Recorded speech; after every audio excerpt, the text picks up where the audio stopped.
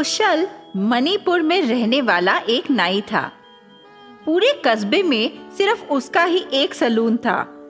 सभी लोग cutting shaving के लिए लंबी कतारों में इंतजार किया करते थे।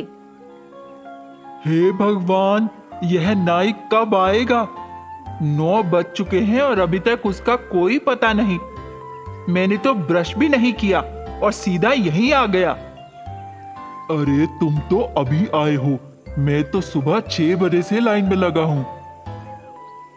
यह सुनकर विट्ठल ने सलीम को कहा, मैं घर जाकर वापस आता हूँ, तुम मेरी जगह पे खड़े रहना। हाँ ठीक है, कोशिश करूंगा। जब तक मेरा नंबर आएगा मैं आ जाऊंगा वापस। ठीक है बेटा, पर थोड़ा जल्दी आना, 2 मिनट में वापस आता हूँ। विट्ठल भाग भाग कर घर पहुंचा। तब तक कुशल गाना गुनगुनाते हुए दुकान पर आया। सभी इंतजार कर रहे लोग उससे देरी होने पर सवाल करने लगे, पर उसने सभी की बातों को अनसुना कर दिया और उसे लगा कि उसे इसका जवाब शायद नहीं देना चाहिए। मेरी इच्छा है, मैं जब आऊं जब जाऊं, इससे तुम्हें क्या लेना देना? आओ, बस लाइन में खड़े हो जाओ, अभी बुलाता हूँ सबको। कुशल ने दुकान खोली। तभी वीरू जाकर सैलून में बैठ गया। अरे उठो यहाँ से, तुम्हें किसने बोला आकर बैठने को? पहले मुझे दुकान की साफ सफाई करनी है और पूजा भी करनी है, उसके बाद बुलाऊंगा तभी आना। पिछले 4 घंटे से तुम्हारा इंतजार कर रहा हूँ, बस दाढ़ी बना दो चला जाऊंगा, इससे ज्यादा कुछ नहीं। बना दूंगा दाढ़ी, पर पहले जाकर बाहर चले जाओ।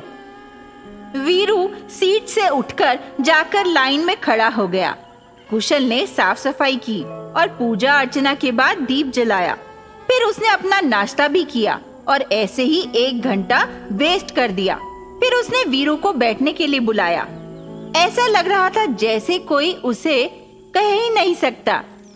वह अकेला दुकान का मालिक था, इसीलिए बस अपनी ही मनमानी करता था। जैसे दिल चाहे वैसे बिहेव करता था। जैसे तैसे दिन बीत रहे थे। एक दिन एक शहर में सैलून में काम करने वाले वीरू अपने माता पिता को देखने के लिए आए और फिर उसे समझ आया कि गांव में कोई आधुनिक सैलून नहीं है। इसीलिए उसने तुरंत कुशल की दुकान के सामने ही एक दुकान डाली और वहां पर अच्छे खासे म्यूजिक का भी इंतजाम किया। लोगों को अभिनंदन किया। लोग बहुत खुश थे क्योंकि उन्होंने ऐसा सैलून पहले कहीं नहीं देखा था। बिल चुकाने के लिए पैसे भी ज्यादा नहीं लेता था और अब कुशल की दुकान के पास एक भी ग्राहक नहीं था और उसका धंधा बिल्कुल ठप पड़ गया था। अरे भाई विट्ठल, बड़े दिनों से तुम सैलून में नहीं आए, क्या हुआ? अगर तुम्हारी दुकान सैलून है तो ये सामने क्या है? वह कुशल का मजाक उड़ाकर वहाँ से चला गया। तभी सलीम चाचा नजर आए। चाचा, बहुत दिनों से तुम सैलून में नहीं आए, क्या हुआ? बाल नहीं कटवाने इस बार? देखो, आओ तुम्हारी हजामत भी बनाता हूँ, पैसे बाद में दे देना। कुशल, फिर आऊंगा। सभी ग्राहक उसकी दुकान पे नहीं आना चाह रहे थे, इसीलिए कुशल ने एक नया उपाय सूझा। उसने सोचा कि वह लोगों की कटिंग आग के जरिए करेगा, जो कि एक नया तरीका था। उसने लोगों को आकर्षित करने के लिए यह स्कीम निकाली। लोगों को दिखाना और आकर्षित करना चाहता था और इसीलिए दुकान के सामने खड़े होकर लोगों को बुलाया। आओ भाई, इधर आओ, पहले तुमने कभी नहीं देखा होगा फायर कटिंग। जब भी पैसे हो तब भुगतान करना, इधर आओ। विट्ठल कुशल की दुकान पर बैठ गया। कुशल ने आग जलाई और उसके बाल काटने की कोशिश करने लगा, परंतु उसके बाल जल गए और विट्ठल चिल्लाने लगा।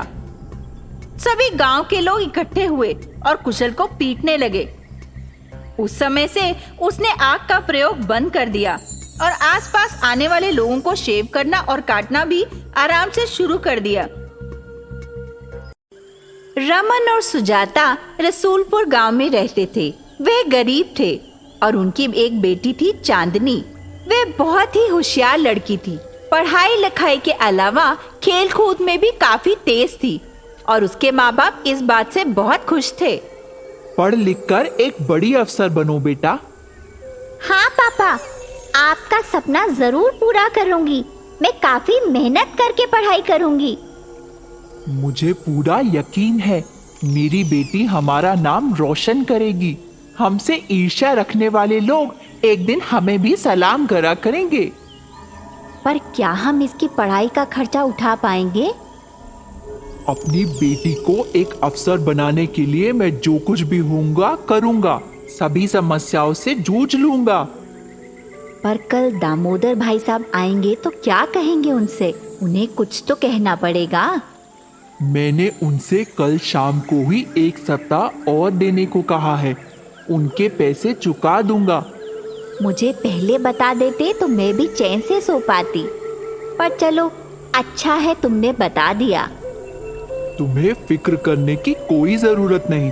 बस बच्ची की पढ़ाई पर मदद करो, उस पर ध्यान दो। इतना कहकर रमन अपने खेतों में काम करने चला गया और घर में सुजाता चांदनी की पढ़ाई में मदद कर रही थी। उसी गांव में दामोदर नाम का एक ठेकेदार था।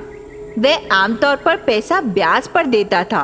पैसा ना मिलने पर वह लोगों के घरों पर कब्जा कर लेता था। हम तुम्हारी पढ़ाई पर कितना पैसा खर्च रहे हैं और तुम यहाँ गेम खेल रही हो। ऐसा कब तक चलेगा बेटी? कुछ तो पढ़ाई शुरू करो। पढ़ते कभी नहीं देखा तुम्हें। मुझे पता है मुझे कब पढ़ना और कब नहीं। माँ, तुम मुझसे ऐसे बातें मत किया करो। मुझे परेशान मत करो। अब जाओ यहाँ से। पिता को घर आता देख गोपी ने उससे माँ की शिकायत करी। तभी दामोदर गुस्से में बोला, तुम्हें मैंने पहले भी कहा है, गोपी को चैन से जीने दो। उसे पता है उसे कब पढ़ाई करनी है। तुम बार बार उसे मत डांटा करो। तुम्हें एक बार बात समझ नहीं आती। वह सुनकर अंदर चली गई और ऐसे ही दिन बीतते गए। एक दिन अचानक रमन की मृत्यु हो गई और चांदनी और उसकी माँ इतने दुखी थे कि वह कर्जा वापस नहीं लौटा पाए। दामोदर ने उसे घर से बाहर निकाल दिया और इसी बीच माँ बेटी सड़क किनारे बैठकर पढ़ने लगी। उसे गांव के बाहर ही रहना पड़ा और वहीं पर ही खाना बनाकर दोनों अपना पेट भरने लगी।